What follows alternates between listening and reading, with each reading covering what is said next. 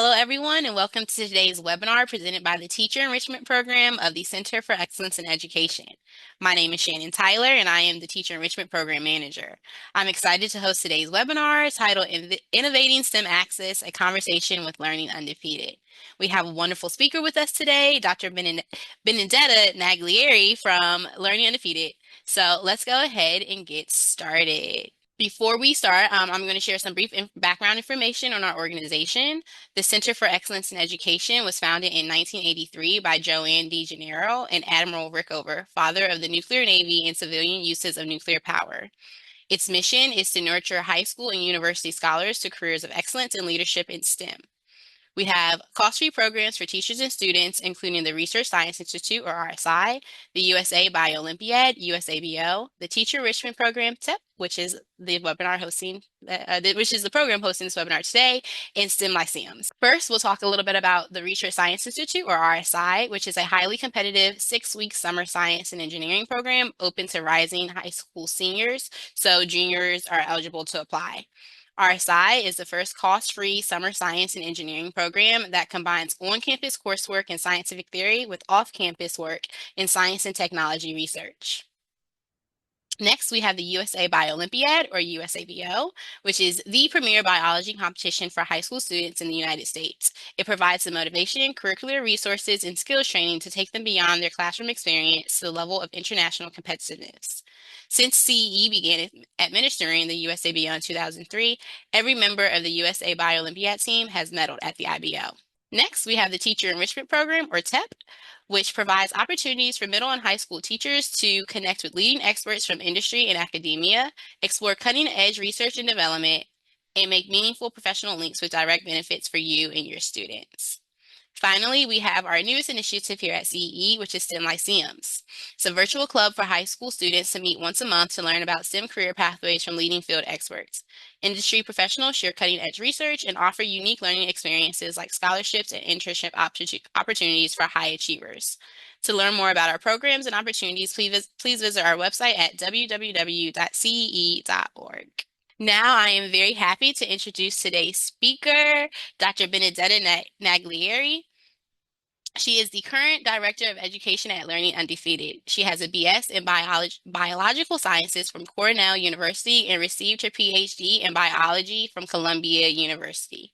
She is committed to promoting informal science education and has previously worked at the Liberty Science Center in New Jersey and volunteered with organizations such as the Smithsonian National Zoo and the New York Academy of Sciences. She has worked at Learning Undefeated since 2017 and has managed the Explorer Labs Mars program across multiple states and currently manages Learning Undefeated's Mid-Atlantic mobile lab programming, as well as their Emerging Leaders in STEM Near Talent Accelerator.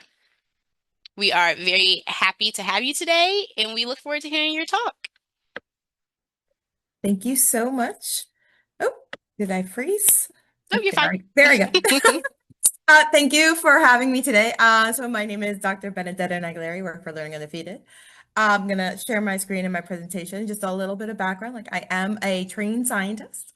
I come from a background, didn't have much, and really this has been my passion. So even though I like to say like I, studied mouse brains for many years, this is what I love to do, and I love to share with the students that I studied mouse brains and they love it. So thank you all for having me.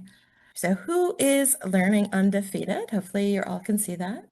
We are a STEM education nonprofit, and we build these STEM experiences that are really for our next generation of innovators in our country. We have the country's largest fleet of mobile STEM labs. And we also have some career programming, and we have all these pathways that are all custom built education experiences that we really are bringing to the K through 16 across the country through all different ways, through all different methods, because we know that we need to create a workforce for the future. We need to give kids the skills they need in different places, and all students from all backgrounds, from wherever they live, so that way they can be successful in their own lives, right? We're really all about like, how can we make it so every student in every community can be successful in the way that they want to be it and how they see themselves. We work in states all over the country. So this is a map. All of the green states are states where we run our mobile labs ourselves. So we run most of our programming in, we like to call it the Mid-Atlantic, which is Maryland, Delaware, Virginia, going a little bit more north and south from there, as well as Texas and Louisiana. But all those orange states are states in which we work with partners. So whether we're helping them build a lab or we're helping them create curriculum or any way that we're doing, we're working with partners in different states to create a STEM education experience for their students that fits them where they live. And that's kind of a really big thing about what we do is we're really trying to think about how do we expand? How do we get big? But how do we make it local? How do we make it community based? And that's about getting access to the students, to the teachers, to the community, and letting them be a part of that experience. So we have been around actually for a long time. In 1997, which is a long time, the organization started off as something called MD Bio. It was an education component of actually a pharmaceutical program in Maryland. And they created their first mobile lab in 2003, and it was called MD Bio. And MD stood for Maryland. Everyone thought it stands for medicine, it stands for Maryland Bio. And we went mostly throughout all of Maryland, about 10,000 students a year, and ran our mobile lab, very local, really bringing access to students. All this kind of really high-tech equipment, very biology and chemistry based, to schools that don't have anything, right? They don't have equipment. No one's going to run in gel. No one's going to do titrations just because of lack of access and lack of time. We know what it's like in school when there is no time, right, to get a lab as well as teach the content, as teach the things. So we provide those kind of things, making it easier for the teachers to get those type of experiments and those things and that activity that kids really need to really learn the content. And so we were growing. And then in 2017, we built our largest lab, which is called the MX Lab. And it was due to the fact that schools are big, right? We're in Maryland at that time, and classes had 40 students. So our lab holds 40 students. So we're always kind of thinking about what do our school looks like? What do our districts look like? The classes are big. We need to be able to fit a class. And so we worked with the state at the time, and we were able to build this lab that could bring all these kind of biology and chemistry activities. But as you'll see later, we started to expand. We also started doing some hurricane disaster relief. So that was the time of Hurricane Harvey. And we had an old lab, our original 2003, sitting there. And so we brought it to Texas because that's kind of what we're thinking. There's a need, we have something to do it, we go there. That's kind of how we look at it. We moved it to Texas, and we've really been there ever since. And basically created lab space, right? We taught some curriculum, but we also just gave them the lab to use as their space. So it was just this idea of when we see a need, how can we go into and help, and then help as they need it. Then when I came in, about the same time in 2017, 2018, we started our Mars exploration program. And that was kind of our expansion where we really starting to move away just from biology and chemistry, and more into this all aspects of science, technology, engineering, and math, all different parts of it. And so that program actually kind of integrated now using more game-based learning. So thinking about our mobile school visit is 45 minutes to an hour. It's not a lot of time. So our goal is always inspire. How can we make this 45 minutes to 60 minutes so interesting to a kid that they go back to the teacher and be like, I want to learn this now, right? And so we started moving into more game-based learning, this idea that we can teach concepts, problem solving, challenges, overcoming failure in a fun, exciting way that students see science now a little bit differently. So that's when we started kind of integrating that. Then that goes into our Drop Anywhere labs, which are these immersive learning theaters. Again, this idea of concentrating on skill building. And that way the kids see science differently. And therefore, then when they go into the class with the experts, they're going to learn that content really well. We always like to think the teachers are our experts. They know how to teach, right? Our job is to get those kids to want to be in class. And I kind of think of it like our job is really to help teachers get those kids motivated to be in the classroom, to see it differently, to not see it as school. Um, and then we started our Texas Mobile Lab program, and now we are started COVID. We started some of our online programming, and now we kind of have programming going everywhere, teachers from every 50 state. All the way to today, and I'll show you kind of our little labs where now we are going to have, I want to say 14, 15 mobile labs. So started with one long time ago, one little state.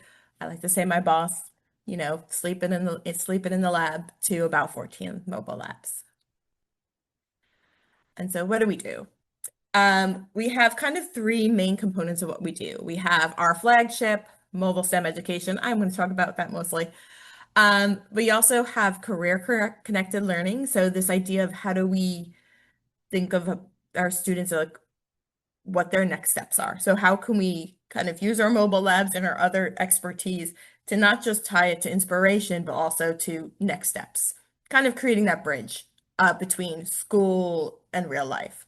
And then we do community-led partnerships, which is basically how do we, everybody wants a mobile lab, we can't be everywhere. How can we get communities to have their own programming? So I'm going to start with mobile STEM education.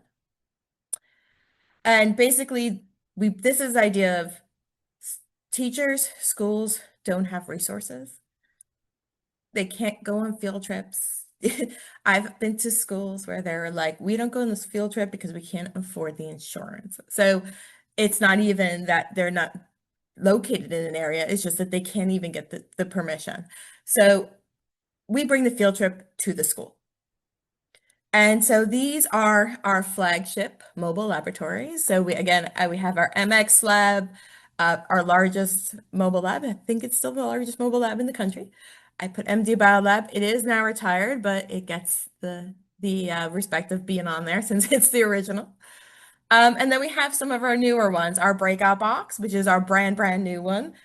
Our Texas Mobile STEM Labs, which will be launching a huge fleet this year, and our Drop Anywhere Labs. So what I'm going to do is talk a little bit about our curriculum, what we do, and then just highlight some of our programs. So here are a little bit of the different stats of them. I know it's a little hard to see. But basically, we kind of have two different types of labs. We have our tech-based, game-based labbing, which is really about getting students to be really excited, kind of like taking a little bit of Disney World and a little bit of education and kind of mixing them together to make a really unique, unforgettable experience. The kind of experience, if you look back in your own life, what was that moment that I always remember from when I was young? I remember myself, I went to a university and we used pipettes. I remember exactly when it was, right? So how can we create those memorable experiences that last a lifetime and that large impact? And then we have our hands-on labs, which allows students to really feel what it's like to do science, technology, engineering, and also allows time for students to use real things that they will be learning about in the class, but the teachers just don't have the ability to actually run the labs due to whatever issue is of the day that we're having. So benefits, obviously, is hands-on. We are the hands-on learning that we know every school teacher wants and doesn't have enough time for, doesn't have the resources for. We have digital, we have traditional, we can go from tablets to titrations, I like to say. And so that just gets kids more interested. Being able to do something is way more interested than being talked to. And we know why we can't have that as much. And so we're there pre-prepared, everything ready, no setup, kind of being able to give students these same experiences, knowing the limitations of the modern school environment. It also is career exposure. So one thing that we have is that all our programming is free and funded through many, many, many different sources, which also means that we have a really vast amount of STEM professionals who volunteer with us. And so we can actually bring them into our lab. They never have to enter the school. And they can give sites. They work with the students. They love to be there. It helps them, it helps us, it helps the students. So we are able to kind of use that mobile lab as a way of inviting a lot of volunteers and taking that away from the school's responsibility and giving that access. And then accessibility. It's mobile. It goes everywhere, right? I have been in rural Michigan and I have been in, Tampa Bay, Florida. Like it can go anywhere anywhere. So if there's a school, we can get there. And that's just a really big thing. And we have the equipment and it's there. And so that's just we know there are different reasons that people can't get places. And so this is just overcoming that huge barrier to students being able to do something, right? Their parent doesn't have to, drive them someplace. They don't have to have any money for fees, right? It's right there. It's just a normal part of their school day that doesn't take away anything else a part of that. Our curriculum, I like to say construction paper to gel electrophoresis. So all our curriculum is standards aligned. We work mostly from next generation science standards, but every state has their own, and we make sure that they are aligned with that. And we have very simple activities. So I'll talk a little bit about Texas Mobile STEM Lab is all about engineering design, but designed so teachers can do them when they move away. Texas is a very big state, and there are some very rural areas that really don't have access to these things. So our activities for them are things that they could buy at the local store, construction paper, tape, glue, right? And so we want to make sure that that's for them. And then we also have things that are like these kids are going to, learn about gels or taking APs or they need to have hands-on experience if they're going to go work on that. So we do gel electrophoresis, we do titrations, we do transformations, we do all the high tech using real equipment so students feel like they're micropipetting. And so we tried to have that range knowing that in some communities this allows teachers to keep doing it and in other communities like in other age groups they really need the real experience with real things. And we run through every activity and every science, right? We started at bio and chemistry. We're currently working on, our artificial intelligence and cybersecurity immersive experience. So it's all over, and we're always looking for new things. We're always asking teachers, what's the hardest thing for you to have a fun activity for? That's what we want to know, because we want to figure out how to overcome that boundary. One of the things is rocks. We're really trying to figure out something to do with rocks. So there's just a lot of things that we do. We also are really adaptable to what teachers need. So one thing we always try to tell teachers is, do you need anything special for your students? So for example, this is just one thing that we've been recently doing. We've been working with the Maryland School for the Blind, thanks to the Harry and Jeanette Weinberg Foundation. And we've been basically adapting our activities. So we have some activities that are about Jack and the Beanstalk and Goldilocks and the Three Bears. And they use tape and scissors and not great for students who are low vision.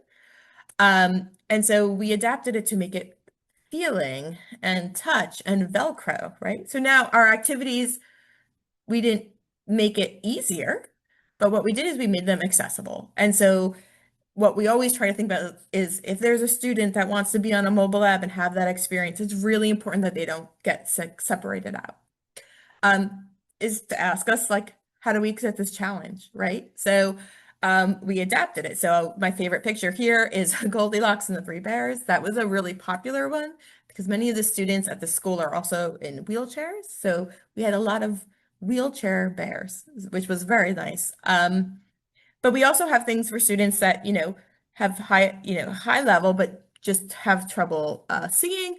And so we have this really high tech activity using I'm going to say the wrong name, sensors, and right, and they have to be able to detect the sensor between black and white, and they had to create mazes, And all you had to do is to hear sounds of the sensor would make beeping noises. And a lot of these students realized like they could use this for their canes, right? So we talked about how that would be useful for someone with low vision. And that was their idea, right? So, and they were able to use all these pieces and these things. And this idea of that, our curriculum can be modified to needs. And then so again, thinking about our community is always kind of what we're looking for. Okay, so these are our labs. So this is our MX lab. Um, and it is just really about STEM learning and career exploration. It is huge. So I like to show it off. And it is basically, you can see in this picture a little bit, it can hold 42 students. We'd like to say 30 to 36, but 42 if they're doing some certain activities. And we could do anything in it. So you could do your traditional labs. We have sinks, we have incubators, we have all of that. But we also have computers. So each one of these stations has computers, so we do some work on that as well. We'll do some activities. We want to make it everything. So this one lab is kind of our jack of all trades. You could do science work, but on Tuesday we're doing gels. On Wednesday we're doing physics. On Thursday we have some computer science. And so this idea of that when we're at a school, we're kind of doing a little bit of everything. This is primarily for high school. So we're really at this point thinking, how do we create activities that complement the class? So the teacher is teaching about genetics. What lab will complement it and enhance the learning? So that's kind of how these kind of labs are hands-on high school, middle school labs are how do we complement curriculum and provide the labs that they're learning about, but maybe never have an opportunity to do. Uh, Next is our Texas Mobile STEM Lab programming. And this is programming that is actually in partnership with TEA, which is a Texas Education Agency. And this is really a K through 8 programming really designed to inspire students in STEM, but also to give teachers confidence, ability, ideas of how they can incorporate STEM into their own programming. So it is basically this hands-on STEM experiences across all different topics, ranging from, the kindergartners and simple to eighth grade. And it runs throughout the whole state. It started as one lab that went to every region of Texas, which was a lot of mileage on our labs there.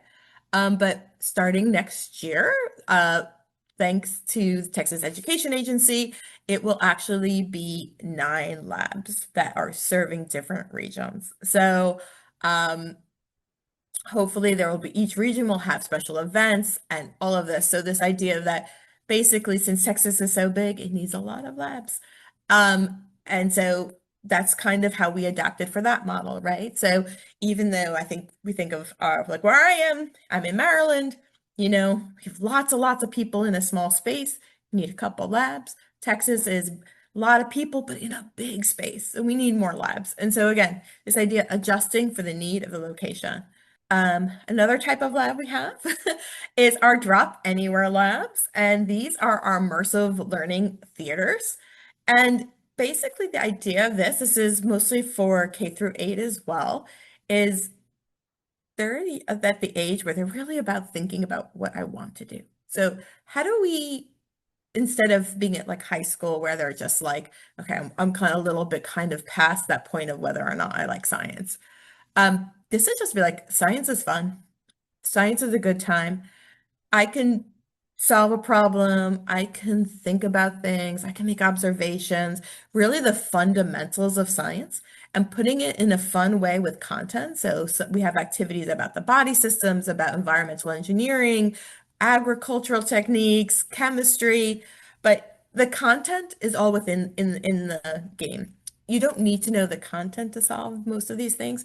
You need to really know how to think like a scientist. And so that's the really idea is to get kids to feel successful doing science.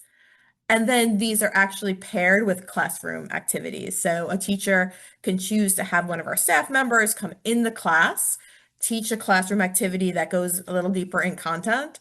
And then the students will then come on the lab and basically apply a little bit of what they know and their skills to have this really fun experience that really kind of make them go home and think, wow, science was fun. Maybe I will take that class in high school or middle school, and maybe I'll pursue it a little bit more because I had a really good time and I was successful, right? So by making it a game, we're really kind of taking science from, you know, the class to fun. And we want them to have that because we know as they're getting into high school that, other priorities come up, and we want to make sure that's still top of mind for them. And so just really bringing that inspiration at that level. Okay, so that is our mobile labs. It's just a very small tidbit of it, and it's a lot of information. So I'm going to talk a little bit about career connected learning. So this is our other lab, and I put this in career connected learning because I really feel like this lab is really purposeful for that. And so with, the new way of students kind of thinking about how do I take what I've learned and actually do something with it. And I'm sure we all have had that moment. Like, some people know exactly what they want to do, and I think the rest of us are like, how do you know that? So this is our breakout box. This was actually made in partnership with the Caterpillar Foundation, and it's called Manufacture Your Path. And the idea is to have a experience that really introduces students to manufacturing careers and what is actually available, and to dispel any kind of like ideas of what a manufacturing career is. There are many students who don't want to go to college, who are really looking for more of immediate, either technical degree or immediate work or apprenticeship, and to show them that there are options and they need to be skilled. They are not, they're skilled. You have to think, you have to still use all those critical thinking skills to do these jobs, and they are of value. And so we have this program which is the immersive learning experience again, but it's about manufacturing jobs, what you do in a manufacturing job. How does it work? How do we work together? Um, and really have these students see that this is actually a lucrative career.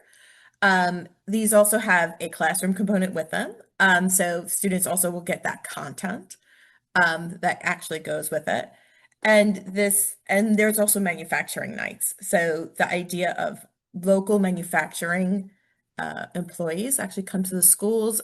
They can come, families can come onto the lab, but giving students opportunity to learn about things. So this is deployed purposefully. So like we will go to cities that have actually Caterpillar manufacturing facilities, as well as other manufacturing facilities. So students can actually get direct information about opportunities where they live. So if they are like, wow, I can do this, I like this fits me, then we can tell them, oh, there's this you can try, or there's this you can try, and just kind of giving them options. And so and this is really aimed a lot at our CTE students, our students who don't really know what they want to do. They maybe are in 11th, 12th grade, and they're like, maybe I should start looking at what I'm going to do after high school, and giving them this, like, this is a really good career. You could really make something in your life. You could be successful. And there's a lot of thought process in it, and you have to think about it. It's also developing their skills. There's math in this. So, all our classroom activities actually have standards alignment. So with our science and math standards. So understanding that science, engineering isn't just lab coats, right? So there's other ways of you being able to use those same skills. And then we have kind of our other end, which is our Emerging Leaders in STEM program, which is a hybrid program of high school and college students where we use a near-peer mentor model. And it combines virtual career workshops that happen in the spring with a summer lab intensive to basically get students internship ready. How do I apply for the internship? How do I network? And do I have the skills on my resume is what I like to kind of think. We combine that with local tours, alumni opportunities, and this is at kind of like say our AP level. So our students are usually at the level where like they're interested in science, they like science, they don't know what the next step is. They mostly think of for our biotech, it's mostly I'm going to be a doctor or a nurse when there's like 5,000 options for them. So it's trying to really get students to push them further, but kind of help them up, right? So we're not going to get them into something, but what we're doing is providing them a safe way of learning how to get to that next step. And we can use a mobile app or we don't have to use a mobile app. And that's a real advantage of this program is that we don't necessarily need the lab. And so we actually are starting to partner with other organizations who are able to now help us run these. So currently we're running two in the state of Maryland and one in the state of Texas. Next year, it will also be a location in Ohio and another location. And then we're hoping to expand it, right? Because virtual sessions can take place anywhere. And then if we provide the training, the resources, we can find locations anywhere really to be able to run it in summer, right? It's only about a week. And it really pushes the students to push themselves, but also realize that they belong. Like this is not just I want to do science, but it's also at the end, their hope is they say, I belong. So that's the early part. And so this is just one of our cases. Madison, she was one of our very first years, so I'm happy. And just she was idea is someone like me, right? So you have your near peer mentors. They're someone like me. They speak their language. They know what they're talking about. We have virtual speakers come from all over the country, right? And they talk about what they do, but about who they are. And that bringing the humanity to those people who are very high positions sometimes really makes a difference in the students feeling like, oh, this is a person. They have problems. I can do that too, because I'm also a person and I have issues and I don't know what I want to do. And so this idea of creating a sense of belonging and kind of removing the me and them, right? We're just kind of creating a community of they're the same. My favorite example is we were at AstraZeneca and the head of the whole plant ate lunch with us. That meant so much to the students there because now they're equals. And to me, that's really what this program is about, is to making them realize that scientists, engineers, mathematicians, they're the same as you. And that makes a big difference if they're going to persevere in being in a career. So I know I'm running out of time. So just a last thing about our community-led partnerships, and this is a rather new part. And this is the idea of we only have so many staff. So how can we spread the word of our programming? So we actually are now helping groups in different states all over the country. So all kind of different ways we do it. One is mobile lab design. If someone wants a mobile lab, they have a grant, they're going to write the grant. We will either be on the grant with you or we will help you after you get it and basically help you design your mobile lab. We know everything that could go wrong. So we're happy to do that, help design it, help kind of do that. We will help with just curriculum. You have a program, you want curriculum. We will help you design it, use it, modify it, fix it for whatever you want to do. That's something similar that we've done in Arizona, in New Jersey with Roselle Public Schools. We're helping them just design it. We've done things like in Kentucky, they had a camp, they had a grant. We brought our lab there and ran a camp with them, trained them, had them get the materials, the curriculum, brought our lab there, brought it back home. And we've done things like with Educate Maine, which is we've helped them at every step of the way, from getting their mobile lab built, designing their curriculum, to training their staff. So we work in all different ways to whatever the need of the community is. And so that's kind of how we are trying to kind of spread what we want, because we know that Maine needs very different things on their mobile lab as, Virginia. So how do we work with them and get people's input to be able to create something that works for where they are and who they're serving? And just finally, how do we measure success? We measure success. We make sure everything we do is, working. We don't want to just say we do it. So for example, our Texas Mobile STEM Lab, 1 in 3 of our teachers feel more confident in creating their STEM content. So after seeing it, I think, seeing that kids get really engaged in science and engineering with such a simple thing, as sometimes we think we need expensive equipment, but you really don't. We really are a manufacturer path. Students are way more interested in these careers and learning about them and what their opportunities are. So thinking about like, oh, I can apply these things to a job, which is really important. We work a lot with counselors on that, especially for students who aren't sure what they want to do. And our emerging leaders in biotech, again, we emphasize confidence. So they're both more confident in their skills, like micropipetting, transformations, plasmids, all that kind of fun stuff. But they're also more confident in planning. So we really work on like planning what they're going to do, their coursework, how to apply to things, where to do. So that's kind of like those double things, right? We all know you can get good grades, but if you don't also do the other things, that's going to be a real limit to where you're going to go. So they feel more confident and they're also more aware of careers. I think my favorite part is they all realize, oh my God, I can be so many more things than I thought before I started. Um, so how do we do it? So everything we do is free to students and teachers. We have a lot of funders. Um, So we work with bigger funders such as Texas Education Agency, AstraZeneca, Caterpillar, and Department of Defense. They're our biggest funders, but we have funders all over from organizations to companies to all kinds of different types of funding.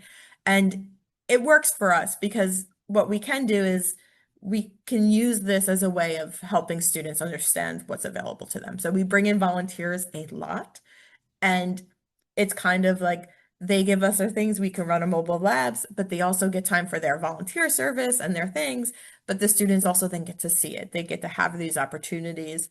And so it kind of really works well because now we're not only introducing them to ideas and science content, but actually science real world, right? To Northrop Grumman, like to a person who works there, right? Like that's a big deal when you're 15, because it goes from something far away to something right in your town. And so this is my last slide. Um, so would you be interested in this? I will send all the stuff out to you.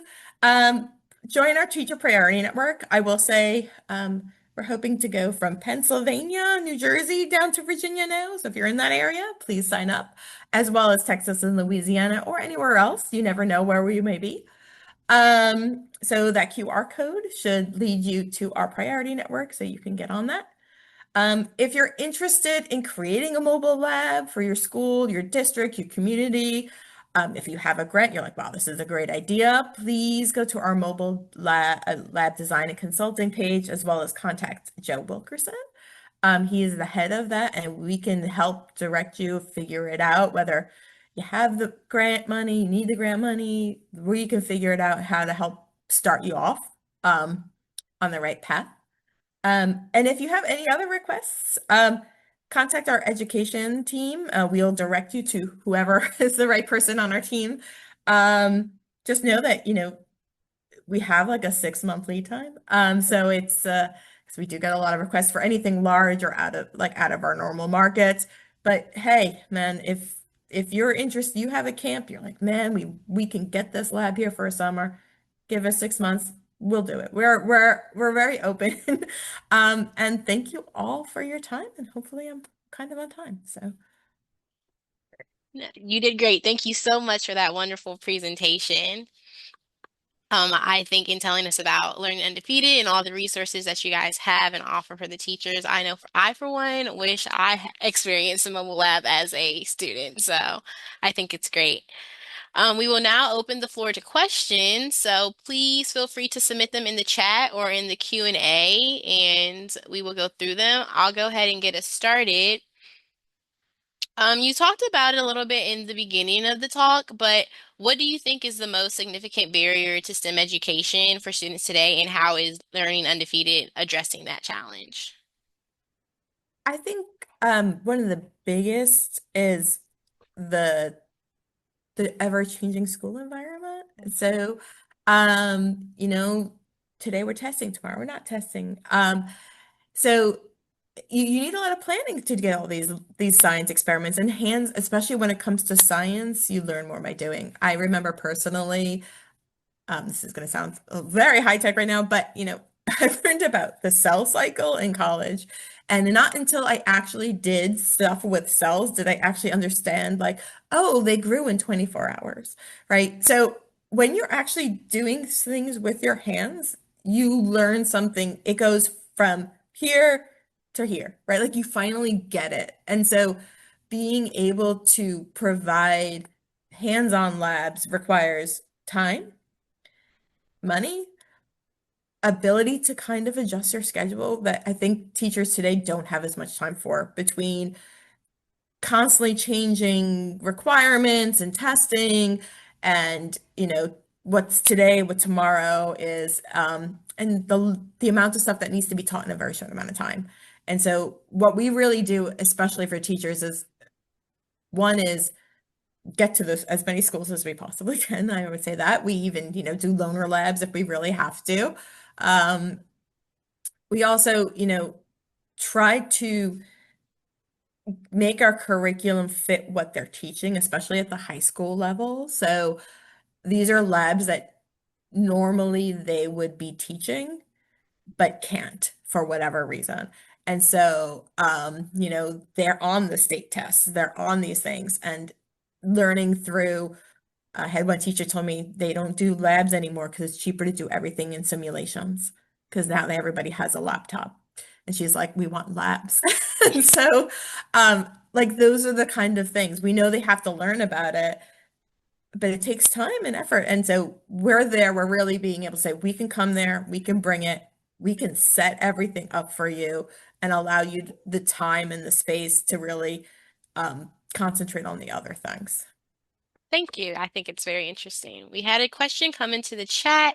It says, are you able to come to DC? I was involved in bringing mobile lab to Baltimore and it was very helpful. The current school I teach at DC have the same needs as Baltimore and it would be nice to have a mobile lab support our chemistry lab especially. Yes. So go to our priority network or go to our website. Yeah, our biggest issue with places like DC, I like to say our old school cities, is that they're small. Parking is hard. When I first started, we brought our bus, and even a bus is hard to park in DC. But yes, so we go wherever there's need, right? If there is a need and we can find the funding to go there, we and it's in our schedule, we will go. So yes, please sign up. There's our biggest limit, honestly, sometimes it's time and funding. So Perfect. We have another question. It says, has Learning Undefeated ever impact a school's view on what they should be learning in the classroom? From Oklahoma, our classwork is very basic, and I wish they would help challenge ourselves. I think yes. I think that's actually a big part of our Texas Mobile STEM Lab programming is uh, teaching teachers that you can teach these things. They're not that hard to teach. You just need the resources to do it. And we totally understand there are a lot of resources out there. How do you find it? And so, yes, I definitely think that we really are changing the ideas of how teachers think about teaching science and being able to really teach students that you have to have a growth mindset, right? So I think one really advantage, for example, of our immersing learning labs, one of them, we have these things called breakout boxes. They are escape rooms. They have some content, but the real goal when we designed it was science and engineering practices. So every, escape room puzzle is a science and engineering problem. You have to find a pattern. You have to make observations. There's some computational thinking, all of those kind of elements. That's all you need to solve the problem. There are clues. It's an escape room, so there's clues, right? So if they don't have prior knowledge, you know, that doesn't matter. So I think that really changes the mindset of how you're teaching it. And then the kids come out and they actually did learn a little something. So, but they practice the skill, and that skill could be applied to science or anything in their life. And so to me, that becomes even more valuable because we don't want to just teach them to memorize things. We want to teach them to think. And so I do think with our Texas programming, where we kind of saying like, no, you can teach science as well as these experiences where it's like, oh, they are learning something. I just totally twisted it. I think they really kind of changes teachers' perspectives. I don't know about principals, but teachers' perspectives about how you do science and really concentrating on the how, and less about the memorization of things. Thank you. Thank you for the questions as well. If you guys have any more, can come up. Oh, we have another one. Are you available for an after-school program? Yeah, we do everything. So yeah, so our limit right now is, where our labs are and there are currently. So because we use a funder model, obviously we are, our locations tend to be where our funders are located. However, yes, so we've done after school, we do after school events. So we've held little STEM nights, we've done summer programming, we've done camps. I mean, we go where there's a need and where we can go. But yeah, we can also, as I said a little earlier, we can also adjust what we do. So, um, oh, this is what these students need, we'll change it. We'll work with you to fix it. Um, you know, you have an hour, our program is 40 minutes, and we'll figure out how to fill that 20 minutes. We come up with something. So. Yeah. I don't see any more right now, but I have another one. Are there any professional development opportunities available for educators through Learning Undefeated, or how can teachers take advantage of these opportunities as well? There aren't any currently, but we do have them throughout the year. They will be posted on our website. I will say we are getting a new website in July, so if it suddenly changes in the next 2 months, I apologize for that. So we do a lot of professional developments throughout the year, and they will be listed on our website. And so I believe any teacher can sign up for them. So I think most of them are at the K through 5 level. So however, we are thinking about adding some more for high school teachers. Oh, perfect. Thank you. Let's see if there's any more coming in. I don't see any. We'll wait one more second, see if any more come in, and I can ask one more. Again, you kind of gave us one already, but are there any other success stories that you want to share with us, that really, I guess, hit home for you with doing this programming? Um, I'm gonna about my own personal. So I run the Emerging Leaders program, and it's probably my favorite because mostly do biotech, and I'm a biologist, so obviously. But having students come back. So one really cool thing about this program is I have people who finish the program. We take them back next year as interns, if they're in college, or like my very, very good high schoolers. And they run the program, and then they come back the next year. We had another intern come back twice. She's in our curriculum. She rewrote our titration activity. And like this whole idea is it's just a nice feeling of like being able to see them grow over time and being able to establish those kind of, they want to come back, they want to do more, they want to, create their own programming. We have one group that formed a group in called STEM Sisters for high schoolers to help middle schoolers. And it's just like to me, to being able to see them grow within themselves is it's really nice. So I think for me, that's just this kind of idea of like, I had 18 applications for internships. So the alumni really want to come back as interns, and they want to be part of it. And year after year, it's not just coming in and going. So that's really meaningful to me because I know that they feel like that we're there for them. And that's really kind of the most important thing I think we do at Learning Undefeated is making sure the students realize that we are there to support them no matter what their choices are, and that, you know, they can do whatever they want. So, Well, I love that. I think it's great. It sounds like a great community too. We have one come in. I am a student, a freshman in high school from Oklahoma. How can I bring this program to Oklahoma for students like me? I will say, have your teacher contact us. Oklahoma is definitely a possibility. It's definitely not. We usually work primarily through teachers, school districts. I will say our Emerging Leaders program has a question mark on where to go. So if you can convince us to come to Oklahoma, and I can convince our funder, so we'll think about it. Yeah, so I think have your teacher, have your principals reach out to us. We can talk to them about what's available, what we can do. And we're always reaching out. I will say, our Emerging Leaders program, I have had students from all over. I have someone from near Niagara Falls this year. So even if you can't complete it, you're always we welcome all students from everywhere. So even if it's part-time, whatever it is. So yeah, teachers contact us, um, your school, and we can see what we can do. Perfect.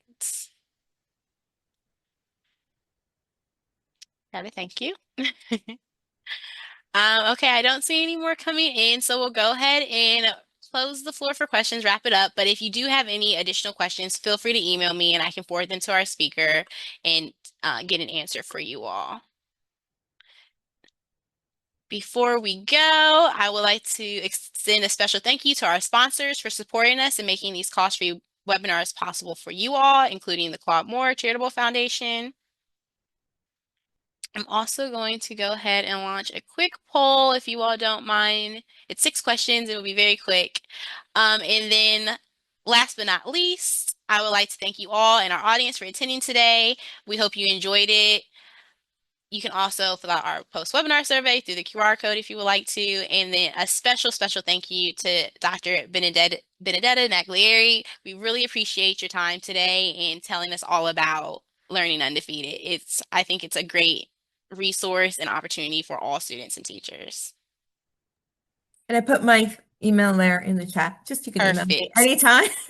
Thank you. Yes, I'm more than happy to answer your question. And I know we wish we could be everywhere. So I that know. is great. Thank you again. I'll go ahead and include your email in the when I send out the recording too, if you don't mind. So if you do hit some questions, that's where they're coming from. Again, thank you all for coming today. We really appreciate it.